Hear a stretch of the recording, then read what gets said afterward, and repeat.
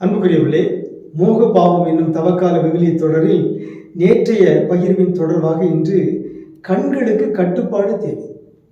மோக பாவம் கண்களின் வழியாக வருகிறது, நம் உள்ளத்திலிருந்து வருகிறது. எனவே நம்முடைய கண்களை நாம் கட்டுப்படுத்த வேண்டும், கண்களை மேலாண்மை செய்ய வேண்டும் என்கிற செய்தியை வேறு யாரும் சொல்லவில்லை, ஆண்டவர் இயேசுவே சொல்லியிருக்கிறார். மத்தேயு நற்செய்தி 5ஆம் அதிகாரம் 28வது இறைமொழியில் இயேசு சொல்கிறார், நான் உங்களுக்கு சொல்கிறேன், ஒரு பெண்ணை இச்சையுடன் நோக்கும் எவரும் தம் உள்ளத்தால் ஏற்கனவே அப்பெண்ணோடு விபச்சாரம் செய்தாயிற்று.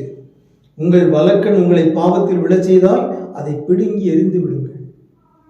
ஆகவே இந்த பார்வை, அந்த பார்வையில் தான் பாவம் இருக்கிறது. பார்வைகள் பலவிதம், ஒவ்வொன்றும் ஒரு விதம். ஒரு மனிதரை, ஒரு சகோதரனை, ஒரு சகோதரியை நாம் பரிவோடு பார்க்கலாம், இச்சையோடு பார்க்கலாம். எனவே இச்சை நிறைந்த பார்வை என்கிற சொல் விவிலியத்தில் பல இடங்கள் வருகின்றது. இச்சையான பார்வை, உடல் ஆசை, இவையெல்லாம் இறைவனிடமிருந்து வருவதில்லை, உலகிலிருந்து வருகிறது என்று யோவான் தன்னுடைய திருமடலில் சொல்கிறார். இயேசுவும் சொல்கிறார், கண்களை நாம் இச்சையிலிருந்து காத்துக்கொள்ள வேண்டும். இயேசு பலரையும் பார்த்தார். ஆண்கள், பெண்கள், பாவிகள் என்று அழைக்கப்பட்டவர்கள் அனைவரையும் இயேசு பரிவோடு பார்த்தார். அவருடைய பார்வையில் பரிவு இருந்தது, கோபம் இல்லை, தீர்ப்பு இல்லை, பகைமை இல்லை. ஆகவே நம்முடைய பார்வையிலும் இச்சை இல்லாமல் பரிவும் அன்பும் இருக்க வேண்டும் என்பது அருமையான ஒரு செய்தி. மோக பாவத்திலிருந்து விடுதலை பெற வேண்டும் என்றால் நம்முடைய பார்வையை இச்சையின் பார்வையிலிருந்து பரிவின் பார்வையாக மாற்ற வேண்டும்.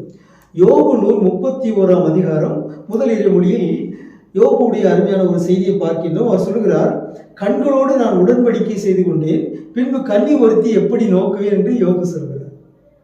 ஆகவே யோபு தன்னுடைய கண்களோடு உடன்படிக்கை செய்து கொண்டாராம். எப்படி? எந்த பெண்ணையும் நான் இச்சையோடு பார்க்க மாட்டேன் என்று. நாமும் அன்புக்குரியவர்களே, நம்முடைய கண்களோடு உடன்படிக்கை செய்து கொள்ள வேண்டும். நான் யாரையும் இச்சையோடு பார்க்க மாட்டேன், பரிவோடு பார்ப்பேன் என்று. அதற்கு தூய ஆவியாருடைய அருளும் ஆற்றலும் தேவை. எனவே நாம் நம்முடைய கண்களோடு உடன்படிக்கை செய்து கொள்வோமாக. தூய ஆவியாரின் ஊற்று தண்ணீரால், வாழ்வு தண்ணீரால் நம்முடைய கண்களை நாம் கழுவுவோமாக. இந்த இச்சை நிறைந்த பார்வையிலிருந்து நாம் விடுதலை பெறுவோமாக. உங்களுக்கு அமைதி உரித்தாக.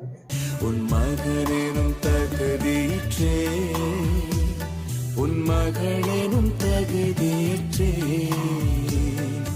அப்பா